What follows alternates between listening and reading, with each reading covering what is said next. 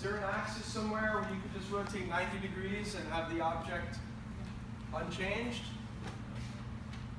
No, right? There's no C4. What are some of the what's the primary axis of rotation in a tetrahedron? Yeah, so if there's no C4, right? Is there a C6?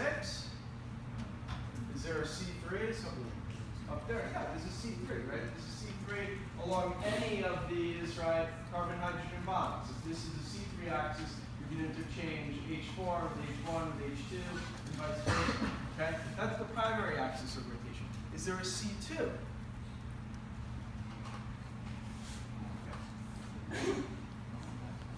Yeah, there's going to be C2s, right, bisecting any of these, right, carbon and hydrogen bonds, right, or this angle here, right? H3, 180 degrees, goes into H4. That would also take H1 into H2, okay? But there's no C4. There is a C3, there is a C2. But there is an S4. So how does that work? So let's take the C2 axis that's right here. If we do now a C4, okay, what happens? H1 goes where? And let's do it counterclockwise. Where does H1 go? Right, counterclockwise, does it go here? 90 degrees along this cube? Does everybody see that? That is correct. Okay? So there's nothing there. So we know right away, this is not the C4 axis. But now what can we do? We can reflect in a plane perpendicular to that axis, and we get down here. So H1 ends up where? H4. So everybody see that? So here's, let's see if everybody sees that. So if I take H2 and I do a clockwise S4, what H do I get?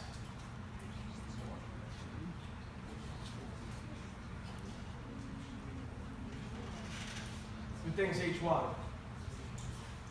Who thinks H3? Who thinks H4? Who hates this? Thank you. No curve, right? It's all good. Yeah.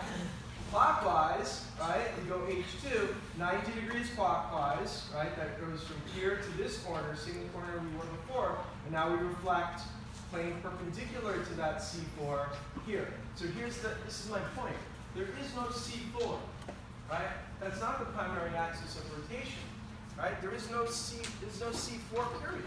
But you can do a C4 and a sigma H, and you get the molecule back into its original orientation. That's an improper rotation axis.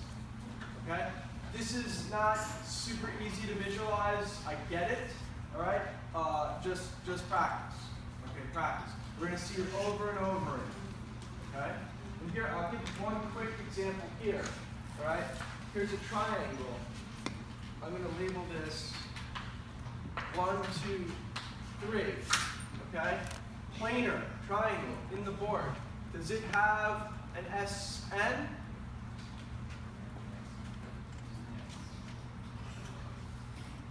Is there an SN? What SN is there, or is there no SN? Why is there an S3? Let's rotate clockwise.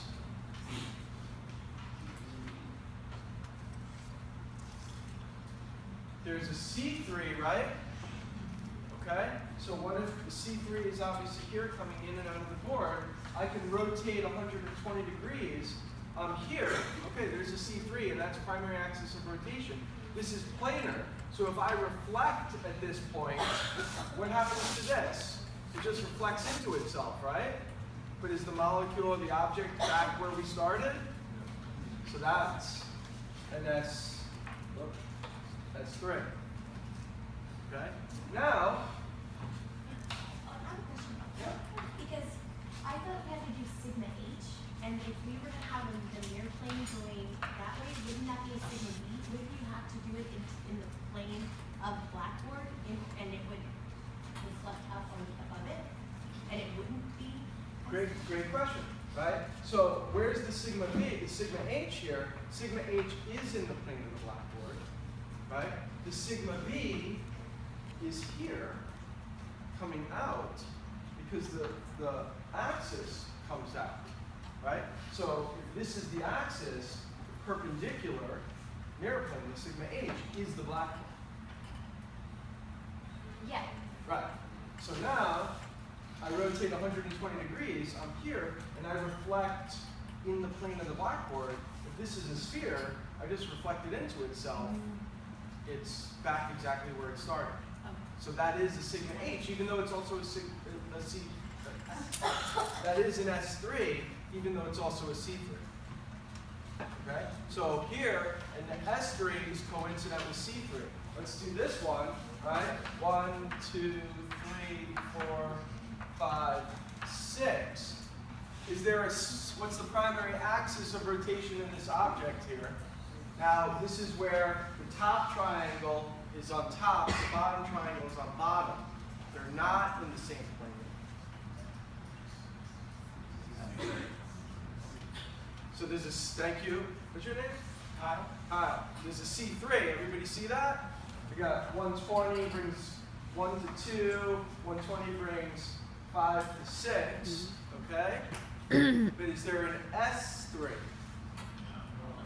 No.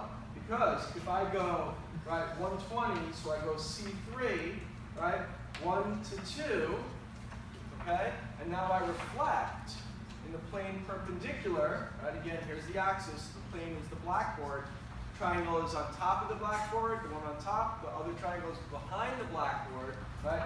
2 gets reflected through the blackboard. Is there anything below it? No. But, is there an S something? An S6, right? Because now if I do a C6, right, I bring 1 to sort of the position of 5, but it's on top, and I reflect through the blackboard to where the position of 5 is below the blackboard. So this, right, C6 plus sigma h, that's an S6. So this object would have an S6 and a C3. This has a C3 and an S3. Make sense? Sucks? Sorry. Okay, here's